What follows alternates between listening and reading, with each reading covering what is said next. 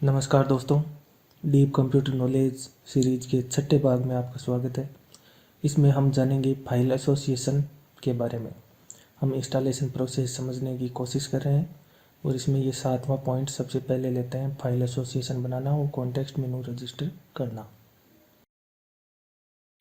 जैसा कि आप जानते हैं कि कंप्यूटर पूरा इलेक्ट्रॉनिक आइटम का बना हुआ है। इसमें हार्डवेयर, चिप्स, सर्किट वगैरह है और इनको कंट्रोल करती है ये ऑपरेटिंग सिस्टम यानी कि विंडोज़ की कर्नेल। तो इलेक्ट्रॉनिक्स हार्डवेयर को कंट्रोल करने वाली जो चीज़ है उसका नाम है कर्नेल। और कर्नेल भी बहुत जटिल है क्योंकि वो सीधे इलेक्ट्रॉनिक आइटम को कंट्रोल करती है, इसलिए जटिल तो होगी। तो उसको किसी आम आदमी के लिए सरल बनाने का काम करती है। उस कर्नेल के ऊपर एक खोल चढ़ा हुआ होता है जो हमारे सामने दिखता रहता है। इसकी वजह से, इस सामने वाली चीज़ की वजह से हम उस कर्नेल को नहीं देख पाते हैं, इसलिए इसे एक तरह का ये खोल है। तो इस खोल का नाम है शेल। इंग्लिश में खोल को शेल बोलते हैं और ये है शेल। शेल में आते हैं ये डेस्कटॉप, ये टास्क बार, स्टार्ट मेनू, ये फोल्डर की आइकन, फोल्डर के राइट क्लिक करने वाला ये मेनू, फाइल की आइकन और इसके ऊपर राइट क्लिक करने से ये आने वाला ये मेनू, ये सब शेल के अंतर्गत आते हैं। यही सब मिला के होता है शेल। ये विंडो, ये भी शेल है। तो शेल की वजह से हम डायरेक्ट कर्नेल से इंटरेक्ट कर पाते हैं और कर्नेल ही पूरे कंप्यूटर के हार्डवेयर को कंट्रोल करती है। तो आज हम इस शेल के इन मेनू के बारे में पढ़ेंगे, ये मेनू के बारे में जानेंगे। ये मेनू क्या होते हैं? सबसे पहले जानते हैं कि शेल ऑब्जेक्ट क्या होते हैं। शेल के अंतर्गत जो भी चीज़ें अलग अलग आप देखते हो, जैसे कि ये टास्क बार, ये डेस्कटॉप, ये फोल्डर आइकन, ये फाइल की आइकन, शॉर्टकट, इन सब को बोलते हैं शेल के ऑब्जेक्ट। यानी ये फाइल की आइकन एक ऑब्जेक्ट है, फाइल खुद एक ऑब्जेक्ट है, ये फोल्डर एक ऑब्जेक्ट है, फोल्डर की आइकन एक ऑब्जेक्ट है, ये टास्क बार एक ऑब्जेक्ट है, डेस्कटॉप एक ऑब्जेक्ट है। तो इस तरह से ये शेल के ऑब्जेक्ट है, इन्हें शेल ऑब्जेक्ट बोलते हैं। शेल ऑब्जेक्ट में से एक शेल ऑब्जेक्ट है ये मेनू। इस मेनू को बोलेंगे कॉन्टेक्स्ट मेनू, क्योंकि ये किसी फाइल के संदर्भ में खुलता है, किसी फोल्डर के संदर्भ में खुलता है। यानी ये कॉन्टेक्स्ट मेनू हर जगह समान नहीं हो, एक जैसा नहीं होता है। ये किसी फाइल के संदर्भ में खुलता है तो उस फाइल को देखते हुए उसके हिसाब से खुलता है, फाइल या फोल्डर के हिसाब से। जैसे कि उदाहरण के लिए डेस्कटॉप के संदर्भ में ये मेनू ऐसा दिखता है, छोटा सा, जिसमें 1 2 3 4 5 6 7 8 9 ही ऑप्शन है। लेकिन किसी फोल्डर के संदर्भ में जब मैं फोल्डर पर इसे राइट क्लिक करता हूँ तो ये ऐसा दिखता है। इसमें बहुत सारे ऑप्शन आते हैं, जैसे एक ये ऑप्शन आ गया है PKEG टूल, ये scan with Gemini, anti malware, add to archive वगैरह। इसी तरह किसी शॉर्टकट के संदर्भ में ये ऐसा खुलेगा। तो ये हर फाइल के संदर्भ मतलब कॉन्टेक्स्ट के संदर्भ को इंग्लिश में बोलते हैं कॉन्टेक्स्ट, इसलिए इस मेनू को बोलेंगे कॉन्टेक्स्ट मेनू। तो ये कॉन्टेक्स्ट मेनू के अंदर जो आइटम होते हैं, ये जो एक ऑप्शन है ये एक आइटम है, ओपन एक आइटम हो गया, ये दूसरा आइटम, ये तीसरा आइटम, ये चौथा आइटम, इन्हें बोलते हैं कॉन्टेक्स्ट मेनू आइटम। तो ये कौन सी फाइल पर कौन सा आइटम आना है, ये कहाँ पे इसकी सेटिंग से होती है, कैसे इसको सेट किया जाता है, आज हम इसी के बारे में विस्तार से पढ़ेंगे। जैसे फोल्डर के ऊपर ये ऑप्शन आ रहा है जबकि इस फाइल के ऊपर ये ऑप्शन नहीं आ रहा है, तो ये ऑप्शन की सेटिंग कहाँ पे सेव हुई है, इसको कैसे एडिट करना है, कैसे हम डिलीट कर सकते हैं, कैसे अपनी सेटिंग जोड़ सकते हैं, इसके बारे में हम विस्तार से पढ़ेंगे। तो अब आगे मैं जो बताऊं उसे गौर से देखिएगा। जैसे मैं यहाँ पे न्यू और यहाँ पे एक टेक्स्ट डॉक्यूमेंट ऐसे करता हूँ तो यहाँ एक फाइल बन जाती है न्यू टेक्स्ट डॉक्यूमेंट .txt। इसका एक्सटेंशन है .txt। अगर मैं एक और फाइल बनाऊँ .txt तो भी इसकी सेम ही तो आइकन है और सेम ही एक्सटेंशन है, तो इस एक्सटेंशन वाली फाइल का आइकन भी सेम है। यानी ये आइकन फाइल, जो फाइल की आइकन है यह एक्सटेंशन से जुड़ी हुई होती है। अगर मैं एक वर्ड डॉक्यूमेंट बनाऊं तो इसका एक्सटेंशन है डॉक एक्स, लेकिन इसकी आइकन चेंज है। इसके अलावा अगर मैं इस वर्ड वाली फाइल पे राइट क्लिक करूं और एडिट, यहाँ ऑप्शन दिख रहा है एडिट, जबकि इस टेक्स्ट वाली फाइल में भी एडिट ही ऑप्शन दिख रहा है। फ़र्क इतना है कि अगर मैं इस टेक्स्ट वाली फाइल पे एडिट पे क्लिक करूं तो ये नोटपैड के साथ में खुलता है, जबकि अगर मैं इस वर्ड वाली फाइल पर एडिट पे क्लिक करूं तो ये वर्ड के साथ में खुलता है। तो ये चीज़ें कहाँ पे सेव है, ये कहाँ पे लिखा जाता है कि जो डॉक एक्स होता है उस पर राइट क्लिक करने से जो एडिट आएगा उसमें तो क्या होना चाहिए, वर्ड के साथ में खुलना चाहिए, और जो .txt होता है उसके साथ में एडिट करने पर नोटपैड के साथ में खुलना चाहिए। तो ये कौन सेट करता है? पहली बात तो जब वर्ड इंस्टॉल किया था तो वर्ड का जो इंस्टॉलर था उसी ने इस चीज़ों को सेट किया था। इसी तरह जब नोटपैड इंस्टॉल हुआ था तब नोटपैड ने इस .txt वाली चीज़ों को इंस्टॉल किया था। तो ये जो एक्सटेंशन से जो चीज़ जुड़ी हुई है, ये आइकन, ये किसके साथ में खुलना चाहिए, इसके कॉन्टेक्स्ट मेनू में क्या क्या आइटम आने चाहिए, इसको बोलते हैं फाइल एसोसिएशन। तो चलिए हम इस डॉक एक्स की स्टडी करते हैं और देखते हैं कि ये इसके कॉन्टेक्स्ट मेनू कहाँ से आ रहे हैं, इसमें ये चीज़ें कहाँ लिखी हुई है। तो जैसा कि आपको पता है कि सब कुछ रजिस्ट्री में होता है, तो हम रजिस्ट्री खोलते हैं सबसे पहले। तो हमने ये एक रजिस्ट्री एडिटर है, इसको खोल लिया है। इसमें ऊपर आप देखोगे यहाँ पे डॉट लगा लगा के एक्सटेंशन की तरह चीज़ें लिखी हुई है। तो ये हर एक्सटेंशन की जानकारी यहाँ पे लिखी हुई है। हम स्टडी करना चाहते हैं इस डॉक एक्स को, तो हम देखते हैं सबसे पहले डॉक एक्स कहाँ पे आता है। तो यहाँ पे आप देख सकते हो कि यहाँ डॉक एक्स लिखा हुआ है। तो सबसे पहले तो इस एक्सटेंशन से एक प्रोग्राम आईडी जुड़ी हुई होगी। तो ये प्रोग्राम आईडी है यहाँ पे, ये इस की जो डिफ़ॉल्ट वैल्यू है ये इसकी प्रोग्राम आईडी है, word.document.12। तो हमको अब ये सर्च करनी है नीचे इसी में word.document.12। तो मैं यहाँ पे टाइप कर लेता हूँ।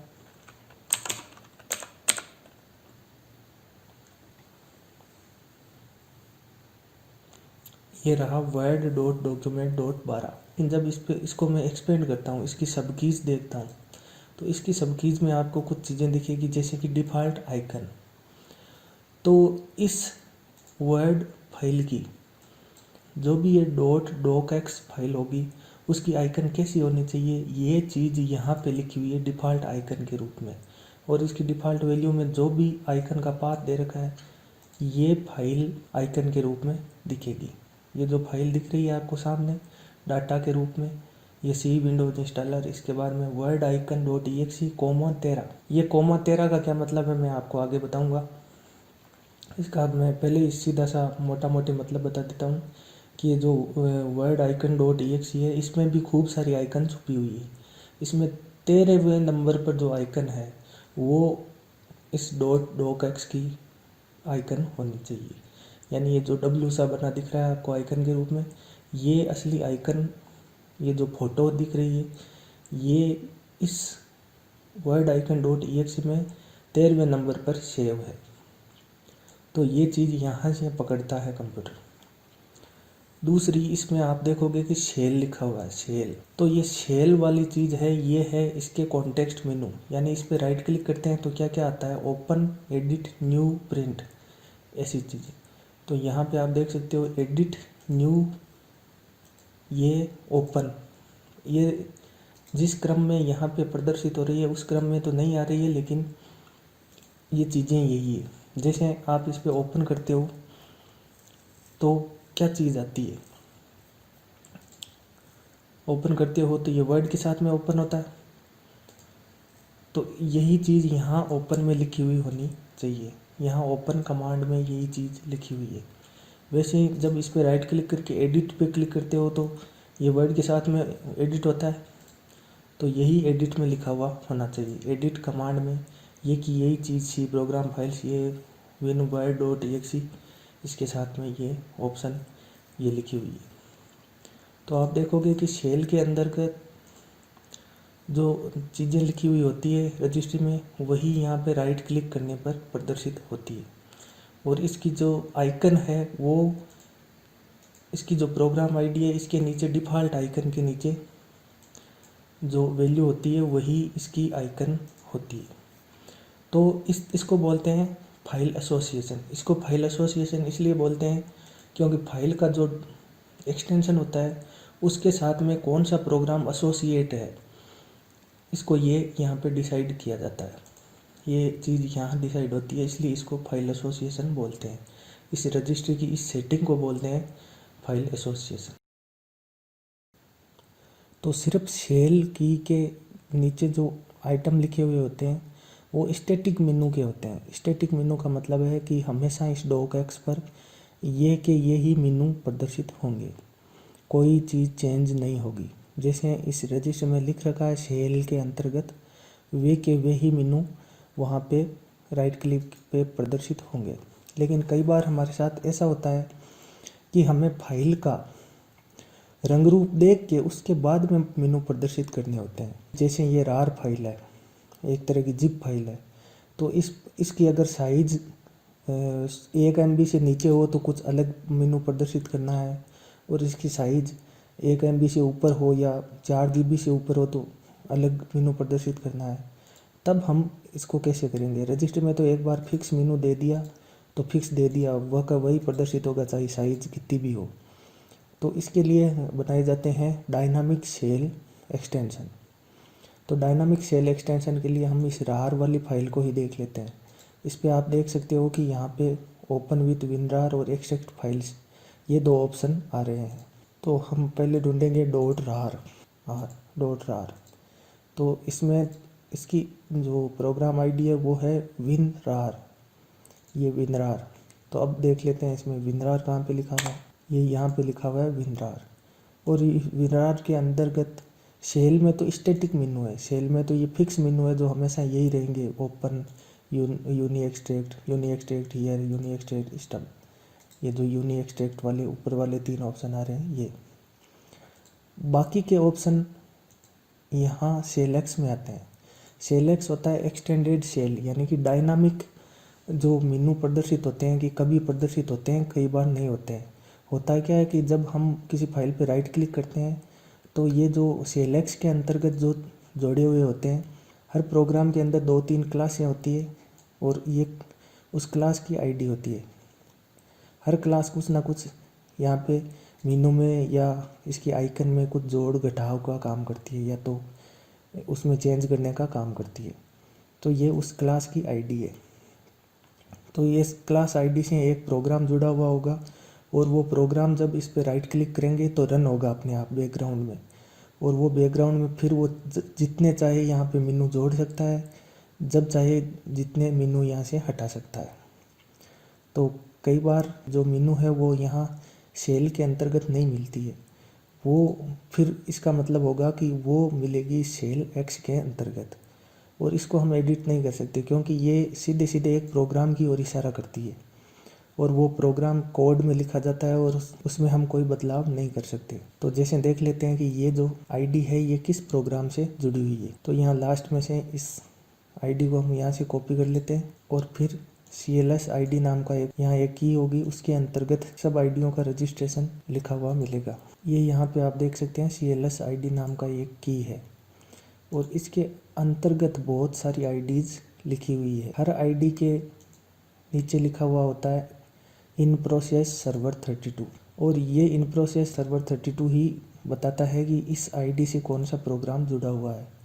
तो ये इस प्रोग्राम की ये आईडी है। तो जहाँ भी ये आईडी नज़र आए आपको, इसका मतलब होगा कि ये इस प्रोग्राम की ओर इशारा करता है। और एक बार जब कंट्रोल इस प्रोग्राम में चला गया तो उसके बाद में हम ये प्रोग्राम ही डिसाइड करता है कि यहाँ पे क्या होना चाहिए क्या नहीं होना चाहिए। वो फिक्स यहाँ रजिस्टर में लिखा हुआ नहीं मिलेगा।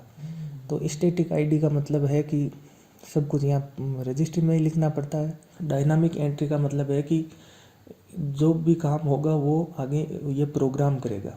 यहाँ रजिस्टर में कुछ लिखा हुआ उसके बारे में नहीं मिलेगा। तो हमने जो की कॉपी की थी उसको हम यहाँ पे सर्च करते हैं और देखते हैं कि वो की किसकी ओर इशारा कर रही है। तो ये यहाँ पे रार फाइल वाली थी, ये यहाँ पे इशारा कर रही है। और इन प्रोसेस सर्वर में यहाँ पे लिखा हुआ है C program files winrar rar extension .dll। तो ये जो DLL है यही ये बाकी के कॉन्टेक्स्ट मेनू ये दोनों जोड़ती है। अब इसका नाम क्या होगा, ओपन विथ WinRAR। ये यहाँ बाकी कहीं नहीं लिखा मिलेगा आपको। ये प्रोग्राम ही अपनी प्रोग्रामिंग के हिसाब से डिसाइड करता है कि यहाँ पे क्या नाम लिखा हुआ होना चाहिए। और ये जो आइकन प्रदर्शित हो रही है ये प्रोग्राम ही डिसाइड करता है। जैसे उदाहरण के लिए यहाँ पे जो आइकन है ये भी शॉर्टकट है और ये भी शॉर्टकट है, लेकिन इन दोनों की आइकन में आप थोड़ा बहुत फ़र्क देखेंगे। ये जो दोनों ही फाइल है ये है शॉर्टकट फाइल है। शॉर्टकट फाइल का एक्सटेंशन होता है .lnk। तो उस lnk पे जो इसकी आइकन होती है उसकी जो रजिस्ट्री की होगी वो फिक्स नहीं होगी कि ये ऐसी आइकन होनी चाहिए। वो एक CLS ID ऐसी एक ID की तरफ इशारा करेगी, वो ID एक इशारा करेगी एक प्रोग्राम की तरफ, और वो प्रोग्राम असलियत में हैंडल करेगा इस बात को कि यहाँ पे कैसी आइकन प्रदर्शित होनी चाहिए। और वो कैसे प्रदर्शित होगी, जो वहाँ से पढ़ेगा और यहाँ पे प्रदर्शित करवाएगा। डायनामिक कॉन्टेक्स्ट मेनू इस तरह से यहाँ पे प्रदर्शित होते हैं। जैसा कि आपको पता चल गया होगा कि एक्सटेंशन वाइज कॉन्टेक्स्ट मेनू कहाँ देखते हैं। यहाँ जो एक्सटेंशन वाइज कीज बनी हुई है इसके अंतर्गत जो भी शेल और शेलएक्स कीज दिखती है उसमें इस एक्सटेंशन पे राइट क्लिक करने से कौन से मेनू प्रदर्शित होंगे ये सूचना दर्ज होती है। स्टार की का मतलब है कोई भी फाइल, स्टार मतलब कुछ भी फाइल होनी चाहिए, बस फोल्डर नहीं होना चाहिए। उस फाइल के ऊपर चाहे उसका कोई भी एक्सटेंशन रहा हो उस पर कौन से मेनू प्रदर्शित होंगे वो यहाँ शेल और शेलएक्स में सेव होते हैं। शेल में स्टैटिक मेनू होते हैं, शेलएक्स में डायनामिक मेनू होते हैं। इसी तरह ऑल फाइल सिस्टम ऑब्जेक्ट, इसमें फाइल और फोल्डर दोनों को मिलाकर जो दोनों पर ही प्रदर्शित होने हैं वो यहाँ पे ऑल फाइल सिस्टम ऑब्जेक्ट की के अंतर्गत लिखे हुए होते हैं। फोल्डर से संबंधित कॉन्टेक्स्ट मेनू जो फोल्डर पर राइट क्लिक करने से प्रदर्शित होते हैं वो यहाँ फोल्डर कीज के अंतर्गत लिखे हुए होते हैं। इसी तरह उस फोल्डर वाली की का ही दूसरा पार्ट डायरेक्टरी वाली की है। फोल्डर पे राइट क्लिक करने से कौन से मेनू प्रदर्शित होंगे वो न केवल उस फोल्डर की के अंतर्गत लिखे हुए होते हैं, डायरेक्टरी की के अंतर्गत भी लिखे हुए होते हैं यहाँ पे शेल और शेलएक्स के अंदर। लेकिन फोल्डर के ऊपर क्लिक करने से जो प्रदर्शित होंगे वो तो यहाँ फोल्डर और डायरेक्टरी की में लिखे हुए होते हैं, लेकिन फोल्डर के अंदर खाली जगह में क्लिक करने से जो प्रदर्शित होंगे वो उस डायरेक्टरी के अंदर ही बैकग्राउंड नाम की के अंतर्गत लिखे हुए होते हैं।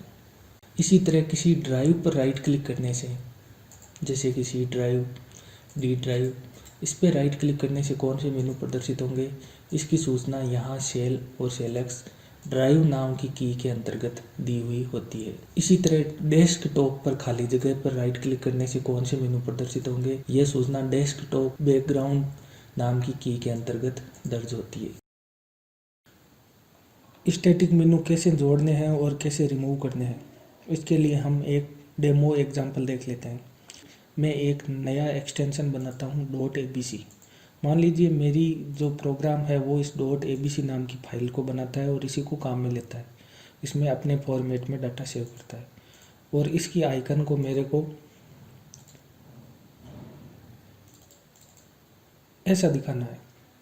मेरे को यहाँ पे इस .abc नाम की जो भी फाइल होती है उसकी आइकन ऐसी दिखानी है। इसके साथ ही इसके राइट क्लिक करने से यहाँ पे मेरे नाम का एक मेनू आना चाहिए, मनोज भाकर PCM, जिसमें लिखा हो, और उस पर क्लिक करने से ये फाइल इसके साथ में मेरे प्रोग्राम के साथ में खुलनी चाहिए। तो हम ये कैसे कर सकते हैं, तो सबसे पहले रजिस्ट्री को खोलेंगे।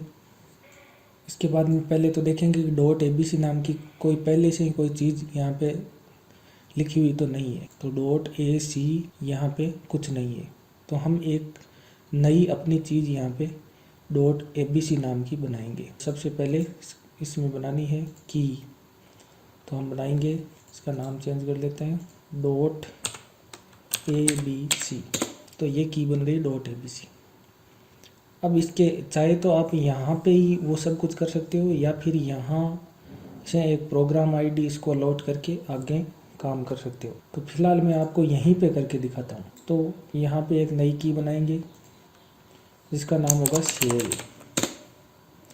इसके बाद में जो भी मेनू इसके अंतर्गत जोड़ना है उसका नाम यहाँ पे लिखेंगे एक नई की के रूप में। तो यहाँ मैं लिख रहा हूँ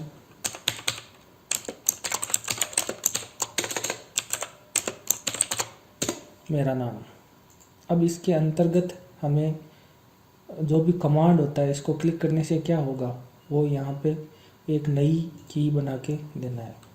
तो उसका नाम जैसा फिक्स होगा, कमांड ही लिखना है। तो हमने बनाया एक्सटेंशन, फिर उसके शेल के अंदर हमारा जो भी मेनू का नाम, जो इस पर राइट क्लिक करने से जो प्रदर्शित होना चाहिए यहाँ पे वो, और इसके बाद में कमांड। और कमांड में हम, तो कमांड होगा सबसे पहले हमारी EXE का नाम, और फिर स्पेस लगा के %1 होगा इसमें जो भी फाइल इनपुट की जाती है वो। तो हमारी EXE का नाम है manoj.exe। इसका फुल पाथ यहाँ पे लिखना है। तो यहाँ पे देख लेते हैं कि इसका फुल पाथ क्या है। तो ये हमारी EXE रही डेस्कटॉप पे, यहाँ से इसका फुल पाथ कॉपी कर लेते हैं। और ध्यान रखना है यहाँ पे कि इनको इन्वर्टेड कॉमा में यानी कोट्स में लिखना है। तो यहाँ पे हमारा नाम हो गया। इसके बाद में स्पेस देके पहला पैरामीटर यानी कि %1 फाइल का नाम जिसके ऊपर ये राइट क्लिक किया जाता है उस फाइल का नाम %1 है। जिस भी फाइल के ऊपर ये राइट क्लिक किया जाएगा उसका पाथ इस %1 से रिप्लेस हो जाएगा और हमारी EXE में ये पहुँच जाएगा। यहाँ पे ओके कर देते हैं। अब आप इस पे राइट क्लिक करेंगे तो आप देखेंगे कि यहाँ पे मनोज भाकर PCM ये अपने आप आ गया है। और इस पे जब हम क्लिक करते हैं तो ये हमारी इस फाइल के साथ में खुलता है और हमारी EXE के साथ में खुलता है। और हमारी EXE हमेशा आपको पता ही है कि पिछले वीडियो में देखा होगा कि ये EXE इस तरह से मैंने बनाई है कि इसके ऊपर जो भी इस फाइल को ड्रैग एंड ड्रॉप किया जाता है उसका ये पाथ बताता है। तो ये इसका पाथ बता रहा है। तो ये एक तरह से इसके ऊपर ड्रैग एंड ड्रॉप करने के बराबर कार्य हो रहा है। तो इस तरह से मेनू को जोड़ते हैं। और अगर हमें वापस मिटाना है तो वापस यहाँ से हम केवल मेनू को मिटाना है तो यहाँ से मेनू को वाली की को डिलीट कर सकते हैं। इससे इसकी जो सारी नीचे की सब की है वो ऑटोमेटिक डिलीट हो जाती है और इससे ये ऑटोमेटिक वापस यहाँ से नाम हट जाता है, मेनू हट जाता है। तो इस तरह से आप किसी भी एक्सटेंशन का मेनू जोड़ सकते हैं चाहे तो। और चाहे तो यहाँ पे बहुत सारे मेनू आ रहे हैं, इनको साफ़ करके साफ़ सुथरा करना चाहें, कुछ चीज़ों को हटाना चाहें तो आप हटा भी सकते हैं। तो मैंने ये की दोबारा बना ली है। तो इस तरह से तो आप मेनू जोड़ सकते हो।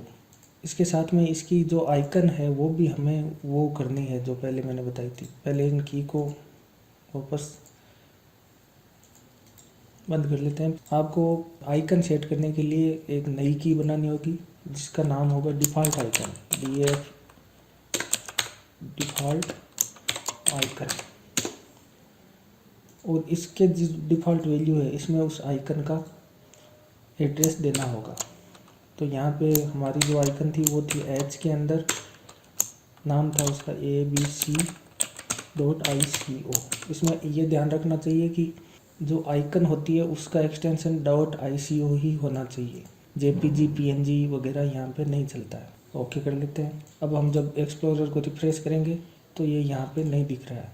तो ये क्यों नहीं दिख रहा है? क्योंकि एक्सप्लोरर ने यानी कि इस डेस्कटॉप के इस बैकग्राउंड ने रिफ्रेश करने पर भी इस चेंज जो हमने यहाँ पे चेंज किया रजिस्टर में उसको नहीं पढ़ा। इसको पढ़वाने के लिए हमको इस एक्सप्लोरर को, ये एक्सप्लोरर का हिस्सा होता है डेस्कटॉप और ये टास्क बार वगैरह, एक्सप्लोरर वाली प्रोसेस को हमें एक बार बंद करना होगा। इसके लिए हम जाएंगे इसमें, ये टास्क मैनेजर है, इस टास्क मैनेजर में यहाँ से इस एक्सप्लोरर को हम बंद करेंगे और फिर से चालू करेंगे, रीस्टार्ट करेंगे। तो हम जब इसको रीस्टार्ट करते हैं तो ये पूरा का पूरा डेस्कटॉप एक बार बंद होता है, फिर वापस चालू होता है। और इससे देखिए ये हमारी जो फाइल थी उसकी आइकन चेंज हो गई है। स्टैटिक मेनू को अगर डिलीट कर देते हैं, इस एसोसिएशन को डिलीट कर देते हैं, फिर रिफ्रेश करते हैं, तो उससे इस पर कोई फ़र्क नहीं पड़ता है। केवल इस मेनू के ऊपर फ़र्क पड़ता है। आइकन वगैरह को अगर चेंज करना है तो आपको एक्सप्लोरर को रीस्टार्ट करना पड़ेगा। तो हम फिर से, ये एक्सप्लोरर है, इसको हम यहाँ से रीस्टार्ट कर देते हैं। रीस्टार्ट करेंगे तो वापस ये जो आइकन दिख रही थी ये वापस मिट गई। डायनामिक कॉन्टेक्स्ट मेनू रजिस्टर कैसे करते हैं, कैसे किसी DLL को रजिस्टर किया जाता है और कैसे किसी OCX को रजिस्टर किया जाता है, यह जानने के लिए हम एक उदाहरण लेते हैं। और हमने जो फोक्सशिट रीडर का जो पोर्टेबल वर्जन बनाया था यहाँ से फाइलें कॉपी करके, वही हम उदाहरण ये समझने के लिए भी काम में लेते हैं। तो हमने जो फोक्सशिट रीडर का ये उदाहरण लिया था वो यहाँ पे था। इसमें आप जब सेल एक्सटेंशंस में देखोगे तो यहाँ पे आपको फोक्सशिट थंबनेल हैंडलर exhausted.dll ये दिखेगी। जो ये PDF की जो थंबनेल होती है, यानी कि जो ये आइकन बनती है, उसमें उसका थोड़ा बहुत प्रीव्यू दिखता है कि अंदर से ये कैसी है। तो ये कौन करता है, ये डायनामिक सेल एक्सटेंशन ये करता है। और इसको रजिस्टर करने के लिए आपको कुछ नहीं करना, आपको यहाँ ऊपर CMD खोलना है सबसे पहले। तो यहाँ ऊपर टाइप कर लीजिए, चाहे कहीं और से CMD खोल लीजिए। CMD खोलने के बाद में आपको लिखना होता है रेज SVR32। तो ये रेज SVR32 ये क्या है, रेज सर्वर रजिस्ट्रेशन सर्वर 32 इसका फुल फॉर्म है। ये एक EXE है, तो आप इसके आगे चाहे तो .exe भी लगा लीजिए। ये सिस्टम 32 में रखी हुई एक EXE है और ये इसी को रजिस्टर करने का और अनरजिस्टर करने का दोनों का काम करती है। तो इसके आगे हम लिखेंगे इस DLL का नाम, तो हम FOXIT फोक्सशिट, और आगे आपको पूरा नाम लिखने की ज़रूरत नहीं है। इसके लिए टैब दबाएं, इससे क्या होगा कि ये पहली फाइल आ गई इस नाम से शुरू होने वाली। फिर एक बार टैब और दबाएंगे तो ये इस नाम से शुरू होने वाली दूसरी फाइल आ गई, और एक बार और टैब दबाएंगे तो ये इस नाम से शुरू होने वाली तीसरी फाइल आ गई। तो आपको ये कमांड टाइप करना है, यानी कि रेज सर्वर 32, इसके बाद में स्पेस लगा के उस DLL का नाम जिसको आपको रजिस्टर करना है। तो मैं अब जब इस पर एंटर मार देता हूँ तो ये बताता है DLL register server in the Foxit thumbnail handler exhausted.dll succeeded, यानी ये एक्सटेंशन अब रजिस्टर हो गया, ये DLL रजिस्टर हो गई है। इसी तरह आप कोई भी DLL या OCX को रजिस्टर कर सकते हैं। तरीका वही है, रेज सर्वर 32.exe के आगे आपको लिखना है उस DLL या OCX का नाम। अब इसी को वापस अनरजिस्टर कैसे करेंगे, अनरजिस्टर करने के लिए रेज SVR32.exe, लेकिन इसके आगे स्लैश लगा के यू मतलब अनरजिस्टर, ये स्विच डालना, इसको स्विच बोलते हैं, ये छोटा सा होता है, स्लैश लगा के यू, इसके बाद में स्पेस लगा के वापस उस DLL का नाम जिसको हमको अनरजिस्टर करना है। तो वही हम लिख देते हैं फोक्सशिट, फिर टैब दबाते हैं तो ये पहली फाइल, दूसरी, तीसरी, ये अपने आप नाम पूरा हो गया। टैब दबाने से ऑटोमेटिक नाम कंप्लीट हो जाता है, जबकि आप तो 2 या 3 अक्षर लिखते हो। इसको एंटर मारते हैं तो ये लिख आता है कि DLL unregister server in Foxit thumbnail DLL succeeded, यानी ये सक्सेसफुली अनरजिस्टर भी वापस हो गया है। तो इस तरह से आप किसी को रजिस्टर या अनरजिस्टर कर सकते हैं। यहाँ एक बात और बता दूं कि जब तक ये रजिस्टर्ड होती है तब तक आप इसको डिलीट नहीं कर सकते। तो अगर आप कोई फाइल, आपको DLL या OCX फाइल डिलीट नहीं हो पा रही है तो इसका सीधा सा अर्थ है ये है कि वो या तो रजिस्टर्ड है या अनरजिस्टर्ड भी कर दिया उसको, फिर भी डिलीट नहीं हो रही है, तो उसका मतलब है वो explorer.exe में अभी भी लोडेड है। उसके बारे में हम आगे विस्तार से जानेंगे। चलिए अब जानते हैं कि ये काम कैसे करता है। पहली बात तो मैंने आपको बताया नहीं, CMD को हमेशा रन एज एडमिनिस्ट्रेटर करके चलाना चाहिए जब किसी DLL या OCX को आप रजिस्टर कर रहे हो। अगर आप एडमिनिस्ट्रेटर मोड में CMD को नहीं चलाओगे तो सक्सेस होने की संभावना कम ही है। तो असलियत में ये रेज सर्वर 32 क्या करता है, उस DLL को खोलता है और उसमें एक फंक्शन होता है DLL रजिस्टर सर्वर, उसको एग्जीक्यूट करता है। उस फंक्शन के अंदर जो भी कोड लिखा होता है वो एग्जीक्यूट होता है, और उस कोड में ही लिखा होता है कि क्या क्या रजिस्ट्री की बनानी है और क्या नहीं बनानी है। उससे क्या क्या रजिस्ट्री की बनती है, उससे एक CLS ID बनती है, और CLS ID के अंदर एक की बनती है इन प्रोसेस सर्वर 32 नाम की, और उसमें उस DLL का पाथ लिखा हुआ होता है। तो जब भी किसी प्रोग्राम को उस DLL की आवश्यकता होती है, जैसे कि एक्सप्लोरर को, वो जिस नाम से रजिस्टर होता है उस नाम को सर्च करता है, उससे वह उस CLS ID पे जाता है और CLS ID में इन प्रोसेस सर्वर से उस DLL का पता चलता है और उस फिर DLL में वो सारे कोड लिखे हुए होते हैं जिसकी उस प्रोग्राम को ज़रूरत होती है। तो इस तरह से ये काम करता है। आप चाहें तो डायरेक्ट CLS ID बना के भी DLL या OCX को रजिस्टर कर सकते हैं, और यदि रेज सर्वर 32 से कोई DLL या OCX अनरजिस्टर नहीं हो रही है तो आप रजिस्टर में उसकी CLS ID को डिलीट करके भी उसे अनरजिस्टर कर सकते हैं। तो हमने इस वीडियो में 2 टॉपिक और कवर कर लिए। शेष के लिए मिलते हैं अगले वीडियो में। इस वीडियो को लाइक और शेयर करना ना भूलें और चैनल को सब्सक्राइब प्लीज़ ज़रूर करें। धन्यवाद।